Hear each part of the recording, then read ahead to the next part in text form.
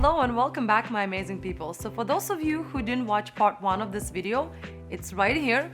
Go ahead and watch it and then come back and watch this one. I'm gonna do just a quick overview. We talked about how to patent your idea.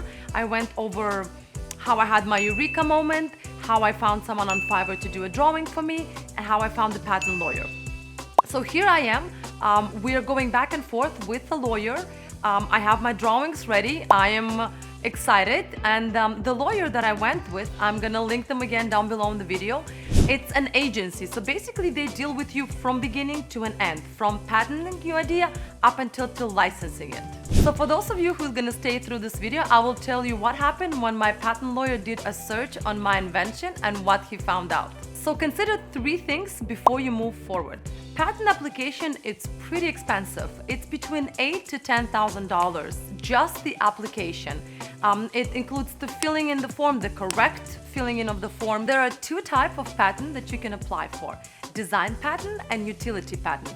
An example of utility patent would be an engine, and a design patent would be something like jewelry, like a fancy bag.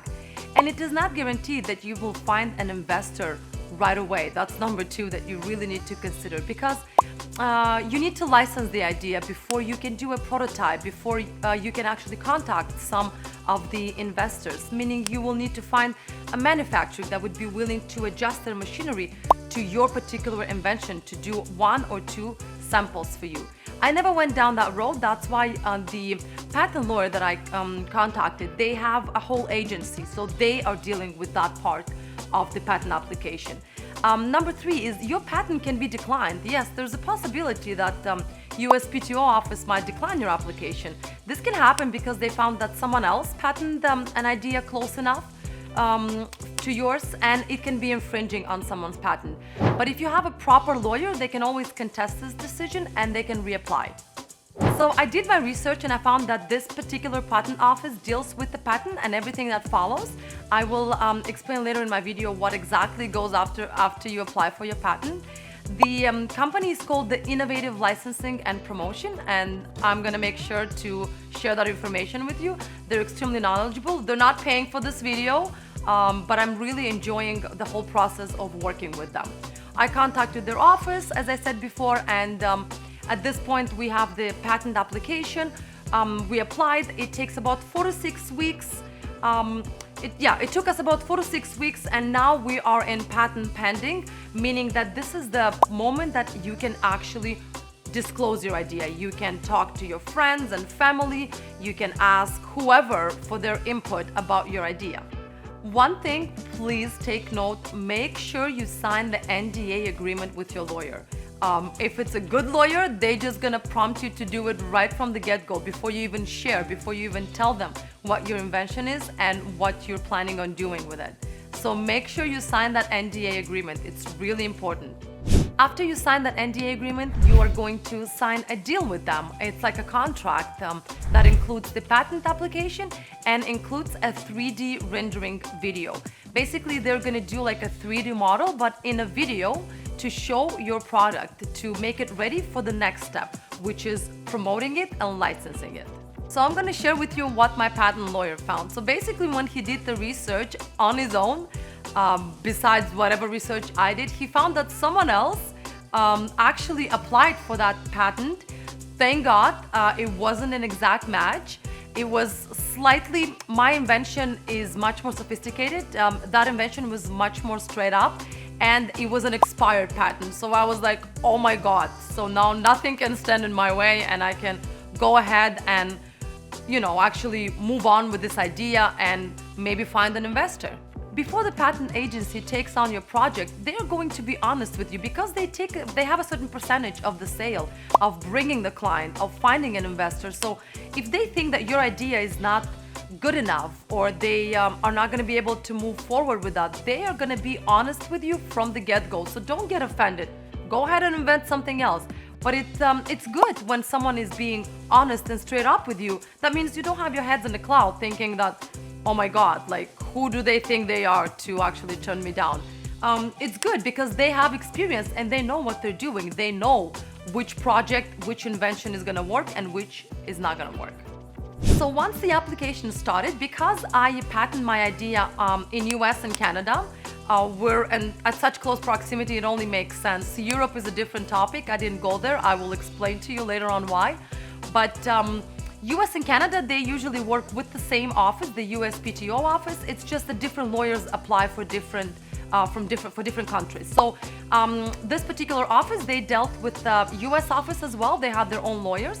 So they just did it's like two applications in one that covers both countries, US and Canada. I wanted at some point when we were discussing the patent application to also patent this invention in Europe. I was talking to the lawyer and he explained to me that each country has its rules and regulations when it comes to patenting an idea in that particular country. Because US and Canada are such big territories and such a big marketplace, you are much more you have much more chance of being successful. Europe is a bit more constricted and the countries are a little bit smaller. So each country you would need, for example, if you want to sell your invention in Spain or in Germany or in England, each and one of them has different steps when you're trying to apply for a patent. So I never went that far. Probably later on, once my idea, my invention takes off here, but I didn't go that far. If I will, I'm gonna make a separate video for that and you can follow. Okay, so here we are in patent pending. My application got approved. So now this particular agency that I chose, they are doing a video and they are doing a voiceover of a video, so your invention comes to life and you can actually see how it's gonna look when someone is going to be using it. This particular step is done because they will want to reach out an investor, and in order for that investor to be interested, they need to see what actually your invention looks like. So this particular agency, they had like a whole crew members who are dealing with this particular step. So I was going back and forth with the videographer, with an extremely knowledgeable, amazing woman who was doing that video for me. Whatever I didn't like, whatever I thought that, oh, it doesn't look like it looked in my mind when I invented it, they would make adjustments, very straight up, very easy process. It was done perfectly, so now I have this video on my hands. The next step that we did is they created a website which shows the invention from all different angles, different colors, what they can do, who you can advertise it to, which market is going to benefit from it. It's an extremely important step because once you have that website, you can actually go ahead and promote the product yourself without them doing it. Although once you sign a particular package, that's the next step that they're going to be doing it. They're going to start promoting your product. This is the step that I am at now. So once the website is ready, they send you the link. Again, you look over it, you make sure that everything is to your liking because you are paying a lot of money, let's put it that way, for this.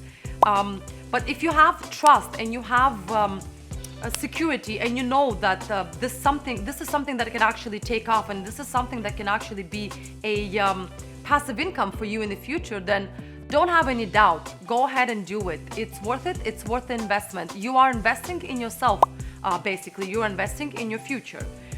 Let me not get off the track here. So I did the video, not me. They did the video. They did the website. I have it on my hands. The next step, which is where I am at now, they reach out. There's a marketing team that deals with that. They reach out to 20 to 25 major companies that would be interested. So they literally take a list of all the major companies that would be interested in your particular invention and they contact them. They send them emails, they call them, they go actually to their office. They're trying to reach the marketing director, whoever is responsible for new additions to whatever that particular company is selling already, because they have a certain budget for new inventions every year. So whether it was you who came first with your invention or another person who came with their invention, if they have a particular budget, if you are lucky enough to be there first, they might actually take on your idea and buy it off you. So you can license your idea for 5 years, which gives them full right to promote it, to manufacturing, and to sell it on Canada and US territories. Okay, so this is where I am now with my invention. I am gonna keep you posted. I'm gonna do next video once I move on to my next step. If you followed up until now, see the first video, how to actually apply for a patent, how to monetize your patent. Thank you very much for your support, and please subscribe. I'll see you next time.